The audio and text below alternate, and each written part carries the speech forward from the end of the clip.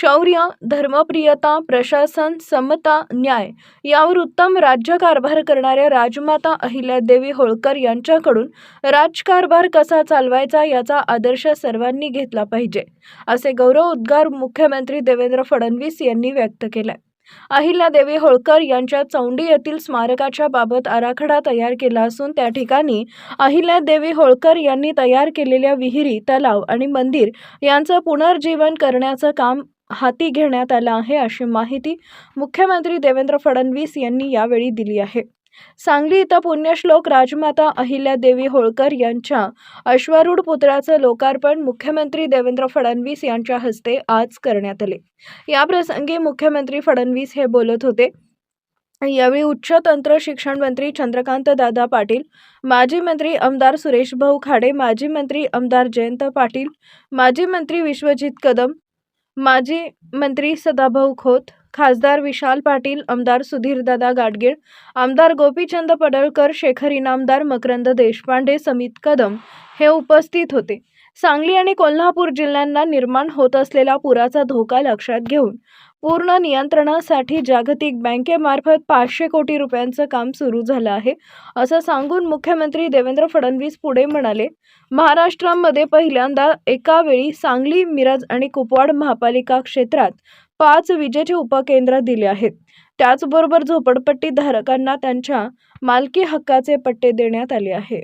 मध्यंतरीच्या काळामध्ये त्यांच्या 300व्या जयंतीच्या निमित्ताने या ठिकाणी आपण एक अतिशय सुंदर अशा प्रकारचं एक फोटो बुक तयार केलं, ज्याच्यामध्ये सुंदर असे त्यांच्या इतिहासाचे फोटोग्राफ आणि त्याचा इतिहास लिहिला.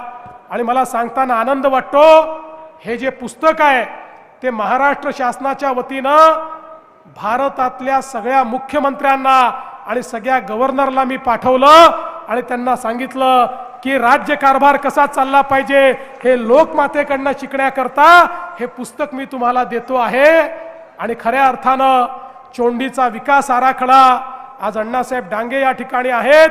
अण्णासाहेबांनी चोंडीमध्ये पहिल्यांदा त्या ठिकाणी आमच्या लोकमातेचं जे स्मारक आहे ते स्मारक तयार करण्याचं काम हातामध्ये घेतलं. आता एक मोठा आराखडा आपण तिथे करतोय आणि त्यांच्या या जन्मशताब्दीच्या निमित्ताने आपण त्यांनी जे बावड्या तयार केल्या, जे तलाव तयार केले, त्या ठिकाणी जे मंदिरं तयार केली, या सगळ्यांचं पुनरुज्जीवन करण्याचं काम आता आपल्या हातामध्ये घेतलेलं आहे. खरं म्हणजे त्यांच्या कार्याबद्दल मी कितीही वेळ बोललो तरी तो कमी पडेल. इतकं मोठं कार्य म्हणजे एकीकडे शौर्य होतं, दुसरीकडे धर्मप्रियता होती, तिसरीकडे प्रशासन होतं आणि चौथीकडे समता होती, न्यायाचं राज्य होतं. अशा सगळ्या गोष्टी या त्या राज्यामध्ये त्यांनी प्रस्थापित करून दाखवल्या. आणि म्हणून मी एवढंच सांगतो, जोपर्यंत चंद्र आणि सूर्य आहे तोपर्यंत लोकमाता अहिल्यादेवींचं नाव हे आपण घेतच राहू, हा विश्वास या निमित्ताने व्यक्त करतो. आणि म्हणूनच आज हा अतिशय सुंदर पुतळ्याचं उद्घाटन आपण या ठिकाणी केलंय. त्यासोबत आपण 5 उपकेंद्र देखील दिली आहेत. खरं म्हणजे महाराष्ट्राच्या इतिहासात पहिल्यांदा झालं की एखाद्या शहराला एकाच वेळी 5 उपकेंद्र मिळाले आणि यामुळे मोठ्या प्रमाणात विजेची जी आपली क्षमता आहे ती वाढणार आहे. त्यासोबत मला याही गोष्टीचा आनंद आहे की आज जिल्हा प्रशासनाने झोपडपट्टीमध्ये पट्टे वाटप सुरू केलेलं आहे. संपूर्ण महाराष्ट्रात झोपडपट्टीत राहणाऱ्या गरिबांना मालकी हक्काचे पट्टे देण्याचा आपला उपक्रम आहे. त्यात आज सांगली, मिरज, कुपवाडमध्ये देखील ही व्यवस्था सुरू झाली. त्याबद्दल देखील आपलं मी मनापासून अभिनंदन करतो.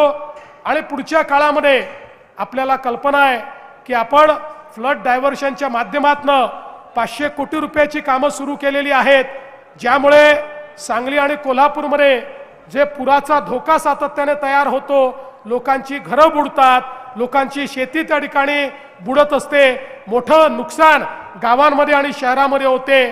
या संदर्भात वर्ल्ड बँकेच्या माध्यमातून आपण पूर नियंत्रणाचं 500 कोटी रुपयाचं काम हे आता सुरू केलेलं आहे. आणि हे काम झाल्यानंतर हा पुराचा फटका देखील या ठिकाणी पडणार नाही. पुढच्या काळामध्ये शेरी नाल्याचं काम आपल्याला हातामध्ये घ्यायचं आहे. या ठिकाणची अनेक कार्य आहेत, ही सगळी कार्य आपल्याला करायची आहेत. आज मी त्याबद्दल जास्त बोलणार नाही, कारण आजचा दिवस हा लोकमाता अहिल्या देवींना समर्पित अशा प्रकारचा दिवस आहे. आणि म्हणून आज आपण सगळे मिळून हा संकल्प करू की हयात त्यांनी दाखवलेला मार्ग, छत्रपती शिवाजी महाराजांनी दाखवलेला मार्ग आणि डॉक्टर बाबासाहेब आंबेडकरांनी दाखवलेला संविधानाचा मार्ग, या मार्गानेच आम्ही चालत राहू अशा प्रकारचा संकल्प या ठिकाणी घेतो आणि माझं बोलणं संपवतो. धन्यवाद. जय हिंद, जय महाराष्ट्र.